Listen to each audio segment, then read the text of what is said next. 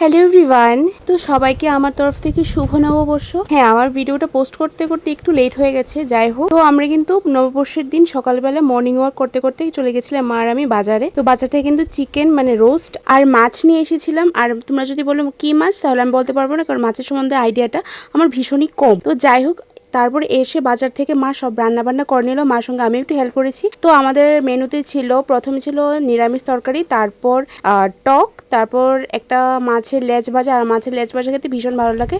তারপর এটা স্টার্টার করেছিলাম, এটা আমি করেছিলাম। তারপর মা বানিয়েছিল মাছের পেঁয়াজি, তারপর চিকেন রোস্ট বানিয়েছিল। আর প্রত্যেকটা রান্না ভীষণ ভীষণ টেস্ট হয়েছিল। এখানের মধ্যে একটা জিনিস মিসিং ছিল, সেটা হচ্ছে পাঁপড়। তো পাঁপড় ছাড়া বাকি যা যা মোটামুটি সবই আছে। তারপর সঙ্গে কিন্তু স্যালাডও নিয়ে নিয়েছিলাম, আর আমার কিন্তু স্যালাড খেতে ভীষণই ভালো লাগে। আমার নববর্ষের থালিতে দেখতে কেমন হয়েছে অবশ্যই কিন্তু কমেন্টে জানাবে। আর তোমার নববর্ষে কি কি খেয়েছিল অবশ্যই কিন্তু জানাবে। আমার কিন্তু নববর্ষটা ভীষণ ভালো কেটেছে।